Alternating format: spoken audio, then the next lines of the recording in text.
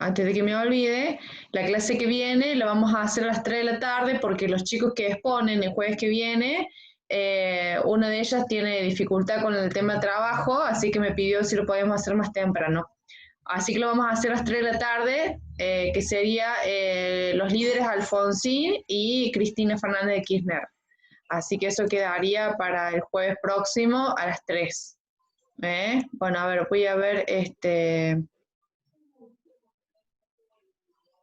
cómo acá compartir pantalla, deme un minuto. Acá.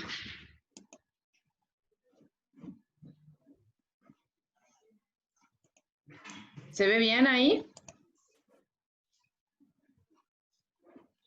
Todavía no se ve. A ver. Ahora sí, profe. ¿Sí? Pero se ve como, me parece que se ve medio chico, ¿no? No, se ve bien. Se Sí. lee bien.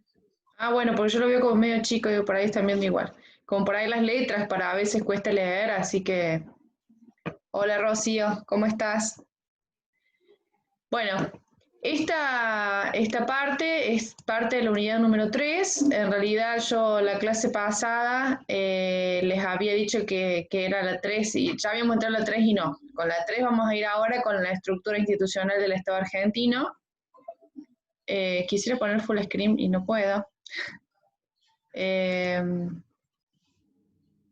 Bueno, hay tres aspectos centrales en esta clase, que es la cuestión de la organización del Estado, del Ministerio Público y de la democracia participativa, ¿sí? Si bien veníamos un poco ya del concepto de democracia, acá se profundiza un poco más mirando cuáles son los instrumentos que se tienen formalmente para hacer ejercicio de la democracia de manera directa o bastante más directa que la que es, además del voto, que es formal, algunos otros instrumentos que se podrían estar utilizando para generar una comunicación continua y abierta con el Estado de turno, ¿sí? Con el gobierno de turno. Para eso agarré dos materiales, yo ahí les indico que en el primero solamente es una parte, el título 1 y el título 4, Organización del Estado y la Administración Pública Nacional, Poderes, Características y Funciones. Esto está hecho por el Círculo de los Legisladores de la Nación Argentina. Y por el otro lado, un artículo que se llama Introducción a la Democracia Participativa de la licenciada Beatriz María Díaz, que es parte de lo que es la cátedra del ciclo básico de la UBA. Así que en base a esos dos contenidos armé la clase de hoy y vamos a arrancar por el tema de la organización del Estado argentino, ¿sí? La mayor parte de la inscripción se basa, por supuesto, en cómo está organizada la Constitución Nacional, cómo la Constitución va definiendo las características propias exclusivas de nuestro país. En su primera parte habla, que seguramente ya lo han escuchado hasta en el secundario, un poco de lo que es la educación cívica o como se haya llamado son las cátedras del secundario, pero ya lo han visto.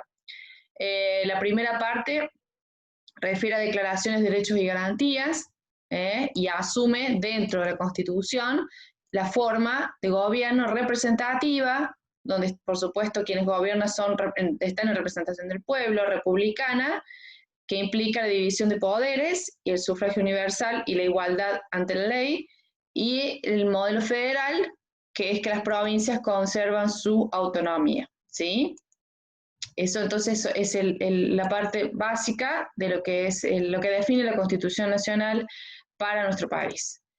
En este sentido, también en una segunda parte define las autoridades de la nación, donde se define que hay un gobierno federal, ¿sí?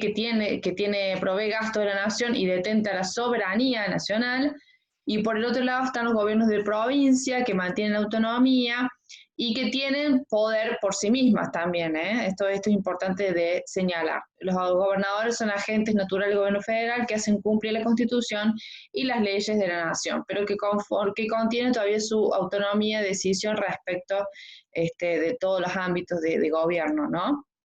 Específicamente la ciudad de Buenos Aires se incorpora al texto de la Constitución en el año 1994, donde también tiene su autonomía y la posibilidad de gestionarse como las provincias, ¿no? la capital federal.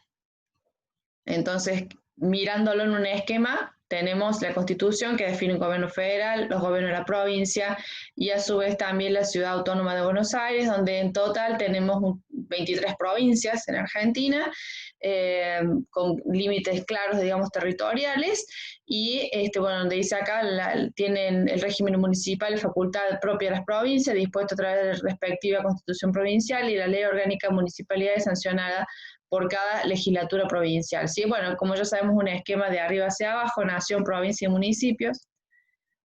En esta organización del gobierno federal se constituyen los tres poderes, ¿sí? Que ya lo veníamos también conversando, lo que tiene que ver con el legislativo, el ejecutivo, el jurisdiccional. Y por el otro lado está la cuestión del Ministerio Público, que no hemos mencionado hasta ahora, pero que es importante de conversar y de informarles de que existe un Ministerio Público que fue incorporado en la Constitución en 1994, que también es un órgano independiente al gobierno federal, que tiene por función promover la actuación de la justicia en defensa de los intereses generales de la sociedad. O sea, un poco sería de alguna manera paralelo al gobierno federal, ¿sí? Entonces, como vemos acá en el cuadro, la Constitución va definiendo el formato de nuestro país, con donde hay una primera parte con lo que es la descripción del Poder Legislativo, una segunda lo que es el Poder Ejecutivo, una tercera el Poder Judicial y una cuarta que es el Ministerio Público. Bueno, ahí define exactamente los artículos, por supuesto que no nos vamos a poner a ver en profundidad qué es lo que se habla de cada poder, eso sí lo pueden ustedes ver en el autor porque lo describe con detalles, ¿no? Las facultades de cada poder, yo lo voy a mencionar, pero no con tanta profundidad como el autor. Si lo quieren ahondar, lo pueden leer.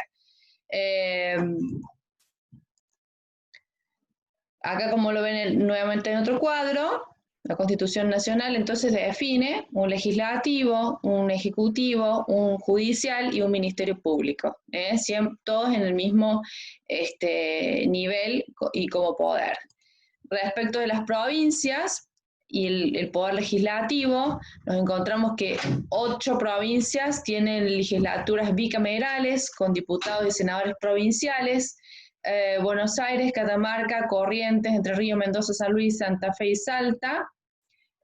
Son 8 provincias las que tienen este modelo de diputados y senadores provinciales y son 15 con la ciudad de Buenos Aires, que tienen legislaturas unicamerales que son solamente diputados. Ahí lo pueden ver en el mapa, pintado claramente de celeste, lo que son bicamerales, y de naranja lo que son unicameral, ¿sí? Con respecto al Ministerio Público, en las provincias, si bien cuentan con uno fiscal, la mayoría se incluyen en las leyes orgánicas del Poder Judicial como parte de dicho poder. O sea, en realidad no estaría planteado tan paralelamente como a nivel federal, sino que estaría incluido dentro de lo que es el Poder Judicial, ¿sí? El Poder Legislativo, bueno, lo vamos a mencionar rápidamente, tiene la potestad de sancionar la organicidad de los poderes del Estado, por supuesto que también desde ahí nace la ley del Ministerio Público, la ley que crea la Defensoría del Pueblo, sanciona las leyes que regulan el funcionamiento del Estado, todo lo que son los procedimientos administrativos, sanciona las leyes del Poder Ejecutivo, que va generándose, por ejemplo, como es el caso de los decretos, sanciona y controla periódicamente la ejecución del presupuesto nacional, y ejerce el control del sector público nacional a través de la Auditoría General de la Nación. Todo eso lo gestiona el Poder Legislativo, ¿sí? Entonces tenemos un Poder Legislativo con un Congreso Nacional, con Cámara de Senadores, Cámara de Diputados, y dentro de la Cámara de Diputados está el esquema de lo que es el Defensor del Pueblo y la Auditoría General de la Nación, que lo vamos a ver ahora, que son instrumentos claros de defensa. Profe, Sí. Gabriela quiere entrar. A ver. Me dijo que le avise. Uy, perdón, no me apareció. Marcela también. Marcela, Agustina, ¿me queda alguien más? Creo que no. Bueno, cualquier cosa me avisen. Yo porque no estoy pendiente de WhatsApp, me entró un WhatsApp, capaz que sean ellas. Listo. Seguimos. Bueno, Acá estamos. ¿Hay alguien que tiene el micrófono abierto con ruido? Bueno, organización del Poder Legislativo, entonces tenemos una Cámara de Diputados que representa al pueblo de la nación, la de senadores que representan a las provincias de la Ciudad Autónoma de Buenos Aires, y por otro lado tenemos la Auditoría General de la Nación, que es por supuesto un organismo autónomo, que asiste técnicamente al Poder Legislativo, y que ejerce de alguna manera el control externo del sector público nacional. Ya lo vamos a ver con más detalle todo esto. Y la Defensoría del Pueblo, que también es un organismo con autonomía funcional, que tiene por objeto la defensa y protección de los derechos humanos, de los derechos constitucionales ante la administración y el control del ejercicio de las funciones administrativas y públicas. Bueno, este cuadrito que no lo ven, que no lo leen, cuando lo miren detenidamente en el PowerPoint, van a poder ver todo lo que son las comisiones especiales dentro del Poder Legislativo. Ahora no sé si lo puedo ampliar porque como estoy, a ver, en pantalla completa, a ver acá por lo menos para leerlo. Bueno, por ejemplo, tenemos comisión especial en la Cámara de Diputados, lo que tiene que ver con emergencia administrativa, Federación Argentina Municipio, bicameral, no termino de leer bien. Bueno, cuestiones del Bicentenario, Fondo de Seguridad Social, o sea, hay comisiones especiales que funcionan de manera permanente dentro de lo que es en este caso el Poder Legislativo, ¿sí? Bien, entonces decíamos recién que hay dentro de lo que del Poder Legislativo funciona la Auditoría General, volvemos al esquema para que no se pierdan. Entonces, dentro de los diputados tenemos el Defensor del Pueblo y la Auditoría General de la Nación, ¿sí? Entonces, la Auditoría General de la Nación, incluida en la Constitución Nacional en el 94 también, es un organismo autónomo que ejerce el control externo del sector público nacional, es un ente colegiado con personería jurídica, que tiene tanto independencia funcional como financiera, que tiene un presidente que se designa a través de un partido político de oposición, con mayor número de legisladores del Congreso, y tiene a su vez 7 auditores generales, ¿sí? La auditoría tiene 7 auditores. Entonces, se puede controlar a la administración pública con excepción de la funcionalidad de lo que es el presidente, el vicepresidente, los ministros, los jueces de la Corte Suprema y los tribunales superiores. Perdón, ¿alguien más quiere entrar? Vico. Bueno, entonces, eso sería lo que es la Auditoría General de la Nación. La Defensoría del Pueblo también es, como decíamos, un órgano independiente, cuya defensa misión es la defensa y la protección de los derechos humanos, los decretos, derechos, garantías, intereses tutelados en la Constitución y las leyes, ante hechos, actos u omisiones de la administración pública, y el control del ejercicio de las funciones administrativas públicas. Goza de inmunidad y privilegio de los legisladores, el caso del Defensor del Pueblo. Dura 5 años y puede ser nuevamente elegido, ¿sí? Por una vez. Bueno.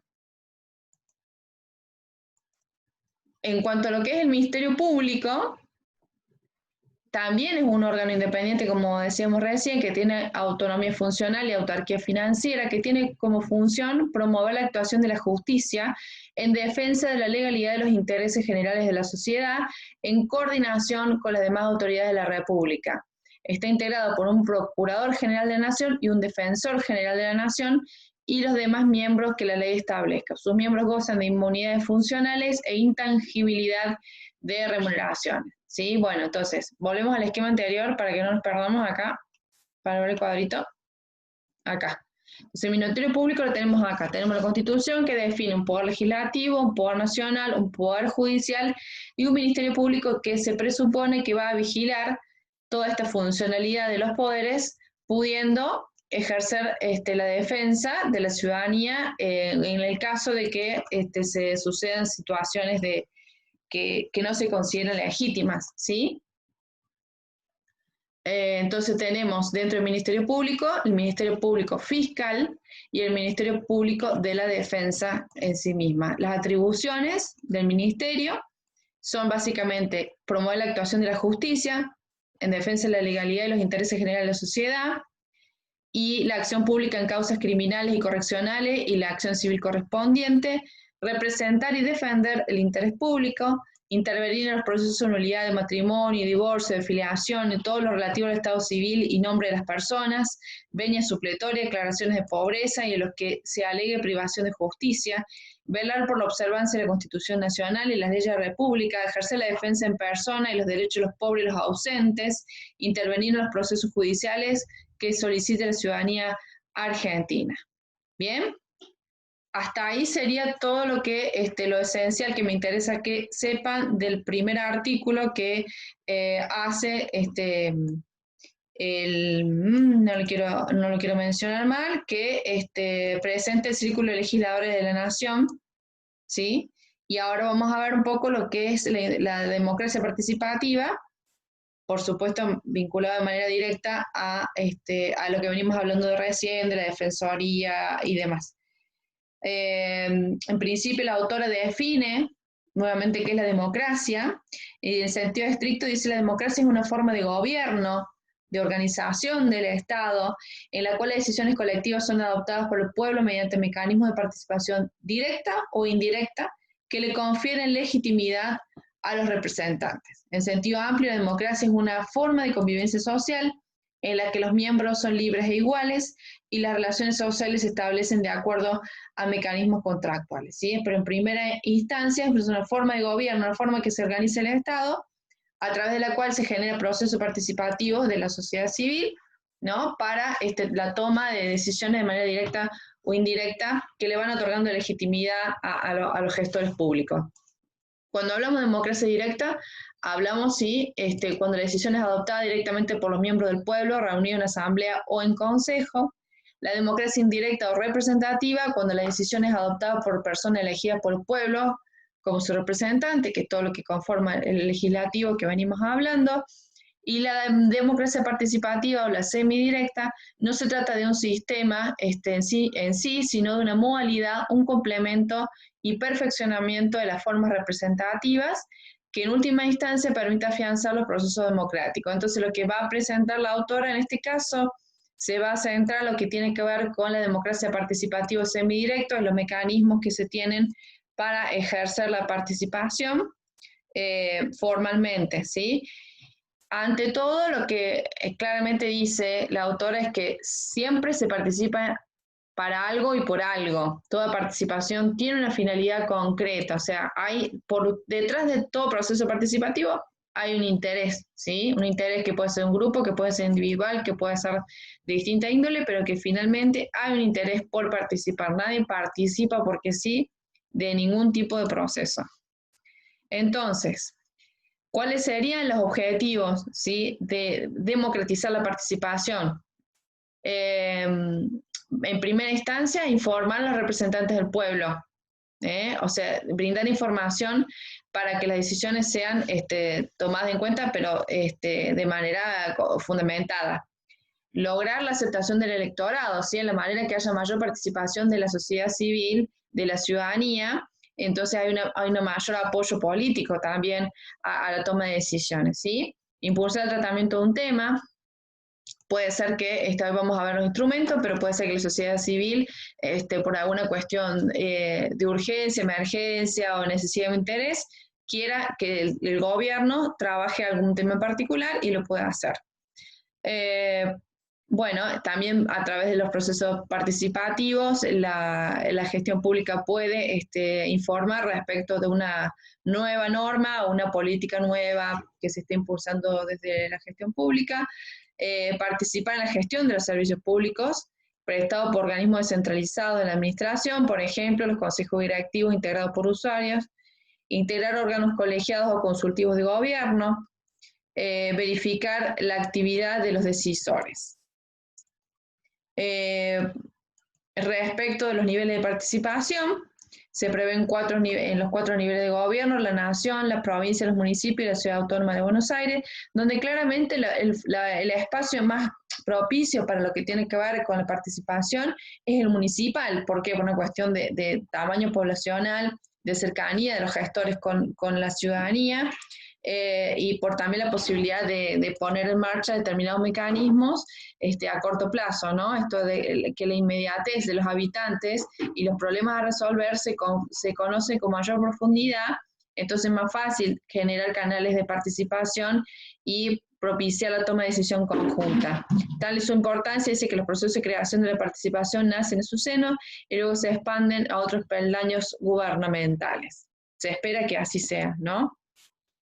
Bueno, ¿cuáles son los derechos y las obligaciones en el marco del ejercicio de la democracia participativa?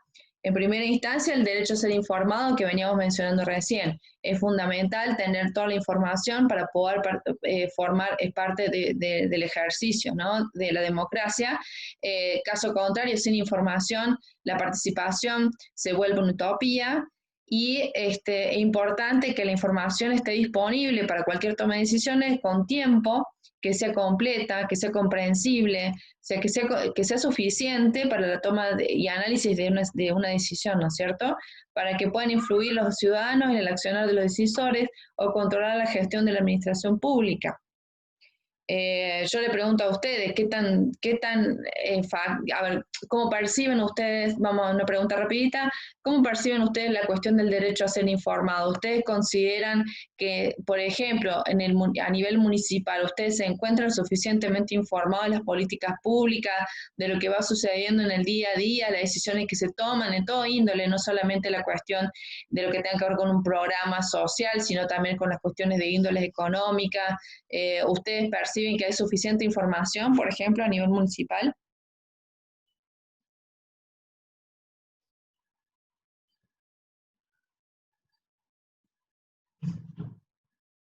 Pueden escribir si no se animan a hablar.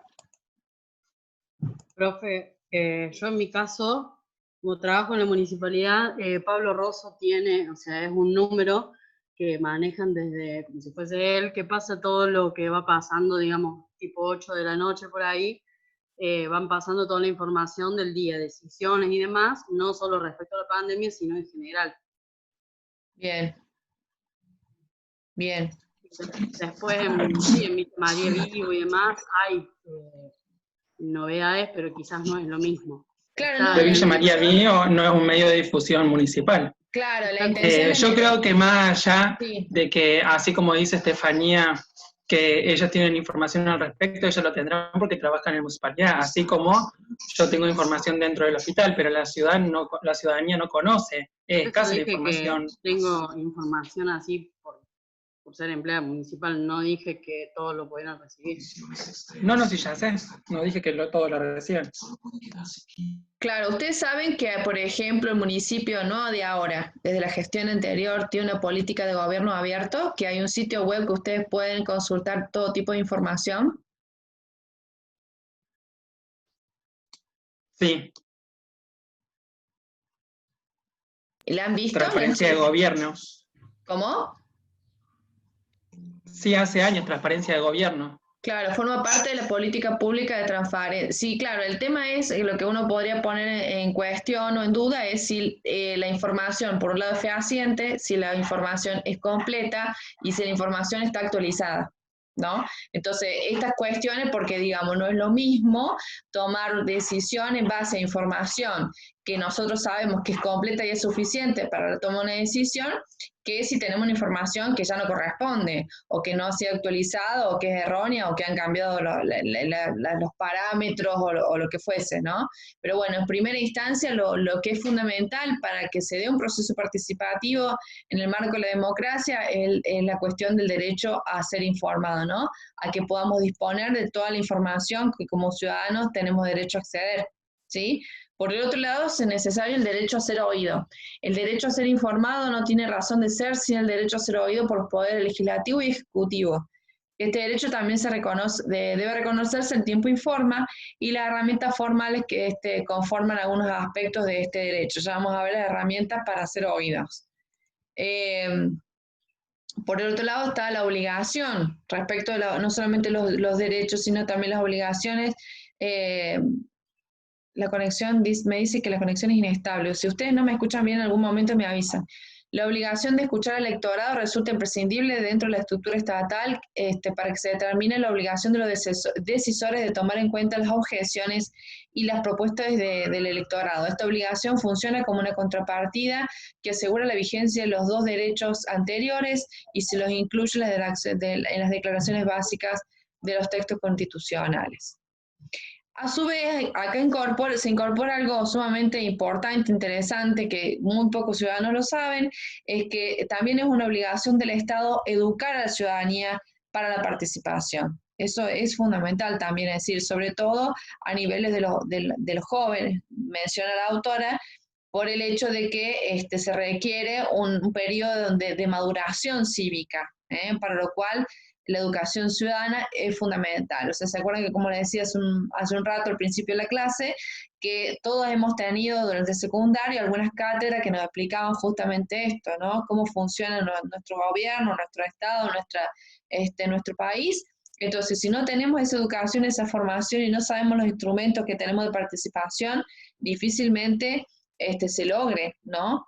Una democracia participativa. Entonces, si se diera la democracia participativa, lo que vamos a tener son canales permanentes de cooperación y coordinación entre el Estado y la sociedad civil. Los ciudadanos pueden ser mucho más activos y más intérpretes de las decisiones. Los gobernantes se informan permanentemente, tendrían un compromiso mayor en la cuestión de informarse de lo que está sucediendo en la sociedad. Desaparecerían algunas cuestiones vinculadas al autoritarismo y a la soberbia que se tiene muchas veces, que muchas veces termina derivando en ocultar información. Se generarían soluciones alternativas, mejoradas y duraderas. Se mejoraría la cuestión del diálogo y se institucionalizarían los mecanismos de control de la gestión y se fortalecerían las tareas de monitoreo y fiscalización, ¿sí? Esto es una dificultad muy grande para la ciudadanía, esta posibilidad de controlar la gestión pública. Es muy difícil, es casi imposible, ¿no? Porque no están aceitados los instrumentos de participación. Además, bueno, si hubiera democracia participativa, los actos de gobierno, la aplicación de las leyes serían mucho más creíbles, mucho más fiables, y se generaría una cuestión de responsabilidad compartida. Hay autores también y también actores políticos que plantean algunas dificultades básicas, como son las cuestiones políticas, ¿no? Donde tienen temor a perder poder ante la misma proceso de participación. Inclusive también generarían, según ellos, algunas dificultades en términos burocráticos. Y respecto de lo técnico, creen que sería imposible difundir con suficiente anterioridad todo lo que tiene que ver con los actos de gobierno, entonces sería como hacer mucho más lento todo proceso decisorio. Y respecto a lo financiero, si se incrementa la burocracia, por la cantidad de empleados públicos, habría que destinar más gente todavía para mantener informada al público. En lo personal me parece que nada de esto es cierto, me parece que todo lo contrario, en la medida de que se agilicen los canales de comunicación y de información pública, todo se resolvería más fácil, con menor presión y dificultades políticas, y bueno, por supuesto con mayor aceptación de las políticas públicas, porque en la medida que la población sea escuchada, va a haber mucha más conciencia social y toma de responsabilidad también. Bueno, probablemente se corte, ya saben que volvemos a entrar con el mismo link. Acá vamos a entrar concretamente en las herramientas de la democracia participativa, donde tenemos las formales y las informales. Dentro de las herramientas formales, implican procedimientos que son obligatorios por parte de los decisores para tomar decisión ante la ciudadanía. Cuando no existe un esquema formal definido inclusive dentro de la Constitución para toma de decisión, entonces se habla de canales informales, ¿sí? Donde sí hay opinión pública, pero no son herramientas claras ni vinculantes para el gobierno. Dentro de lo que tenemos la formal, que hacemos un listadito, tenemos el libre, como herramienta, el libre derecho a acceso a la información pública, que veníamos mencionando recién, el recurso a la iniciativa popular, la consulta popular, plebiscito y referéndum, la revocatoria de mandato de funcionario público, el defensor del pueblo, el recurso de amparo, el presupuesto participativo, la audiencia pública y la evaluación de impacto ambiental. Estas son herramientas que ya están definidas en el marco de la Constitución Nacional y los poderes del Estado. Entonces, estas herramientas son la forma que tiene de manera directa y obligatoria para el Estado de que la ciudadanía se comunique, se exprese y proponga inclusive política pública. Entonces vamos a ver una por una y rápidamente vamos a conversar sobre ellas. No sé si alcanzan a leer esta partecita, pero bueno, tiene que ver un poco con lo que veníamos hablando, donde aclara acá un poco más la autora que se tiene que realizar cualquier pedido de información al Estado, lo podemos hacer haciendo un escrito con un formulario que hay que solicitar al gobierno correspondiente, con la mayor precisión posible en cuanto a qué estamos necesitando, qué información queremos. El organismo tiene que responder en un tiempo considerablemente razonable, y bueno, este derecho al libre acceso a la información está fundamentado no solamente en la Constitución Nacional, sino que también en la Convención Americana de los Derechos Humanos, el Pacto Internacional de Derechos Civiles y Políticos y la Declaración Universal de los Derechos Humanos, ¿sí? Respecto al recurso de iniciativa o iniciativa popular, es la facultad que tienen los ciudadanos de presentar ante el Poder Legislativo un proyecto de ley o derogación de una ley vigente para que esto lo evalúe y lo convierta en ley. Esto es un instrumento sumamente interesante que no se utiliza mucho, es decir, que cualquier persona o grupo, asociación civil o quien quiera, puede presentar propuestas de proyectos de ley, o bien puede pedir también que se derogue una ley que no nos parece que sea correcta, ¿sí? El cuerpo electoral solicita e impulsa el estudio de ese tema que estamos presentando a la sociedad civil, para que el legislativo lo tenga que tratar, pero tiene que haber básicamente un interés en común, o sea, se tiene que debatir y en el caso de que sea favorable por el legislativo se va a finalmente definir como ley. Digamos, un recurso sumamente importante, por lo cual hay que presentar, tener en cuenta ciertos requisitos, como son esto que les decía recién, presentar por escrito, que esté redactado en forma de ley, en términos claros. Quienes lo promueven a la ley tienen que indicar el nombre, el domicilio, dejar constancia de los gastos que va a insumir la aplicación de esa ley y el origen de los fondos destinados a hacer frente a los mismos. La presentación requiere la firma de un número de ciudadanos no inferior al 1,5% del padrón electoral de la última elección de diputados y deberán estar representados por lo menos 6 distritos electorales. El número podrá ser inferior cuando el objeto de iniciativa sea de alcance regional, en cuyo caso solo se tendrá en cuenta a las provincias integrantes, ¿sí? O sea, estas son las condiciones básicas que hay que tener en cuenta para poder elaborar un proyecto de ley. Quizás la mayor dificultad pueda rondar en torno de pensar y proyectar los gastos referidos a ese proyecto. Y bueno, la firma, cuando se trata de una ley con mucho apoyo popular, lógicamente que no es una dificultad, ¿sí? Eso se hace de manera recurrente. No tan común, pero sí de manera recurrente. Por otro lado, otro mecanismo que tenemos disponible es la consulta popular, plebiscito y referéndum. Los tres hacen referencia a herramientas por las cuales los habitantes pueden aprobar o rechazar mediante votaciones o una cuestión, un proyecto propuesto por el gobierno, ¿sí? Muchas veces, cuando hemos escuchado, en los últimos años sobre todo, que muchas veces se dice en los medios, ¿por qué no hay consulta popular sobre este tema? ¿No? ¿Por qué no llaman a consulta popular? ¿Por qué no se comunican directamente con la población para definir determinados temas? Por ejemplo, por decir el tema del aborto, ¿no? Una consulta popular, ¿por qué no se consulta y se ve qué porcentaje de la población está de acuerdo, qué porcentaje de la población no? Sin embargo, no se utiliza mucho este mecanismo, pero es sumamente legítimo e importante de realizar. La consulta no es vinculante, ¿sí? En cambio, el referéndum y el plebiscito sí tienen un carácter obligatorio para el poder que los va a instrumentar. Estas consultas se ejecutan durante el proceso de discusión del proyecto legislativo o para convalidar una política que pretende adoptar el Ejecutivo, ¿sí? Se puede hacer una consulta tanto del Ejecutivo como del Legislativo, ¿sí? También se puede implementar para ratificar el contenido de una norma ya sancionada, pero que no ha sido promulgada, o para impulsar algunas reformas constitucionales. Funciona mediante sufragio, se vota, ¿sí? Y simplemente se vota por sí o por no. Por supuesto que requiere una campaña publicitaria previa, que sea clara y que sea calificada, en el sentido, volvemos a lo mismo, que haya información suficiente para que la gente pueda, la sociedad civil, decir sí o decir no a una determinada consulta, ¿sí? Otra herramienta que tampoco se usa muy frecuentemente es la revocatoria de mandato del funcionario público. O sea, cualquier funcionario público puede ser, que se puede solicitar de parte de la ciudadanía, ¿no?, que sea destituido, pero no en cualquier situación. Se tiene que dar al menos un año, que tenga al menos un año en su cargo, y a su vez que no le falte menos de 6 meses para terminar. Son plazos que no tienen mucho sentido, pero bueno, está establecido así.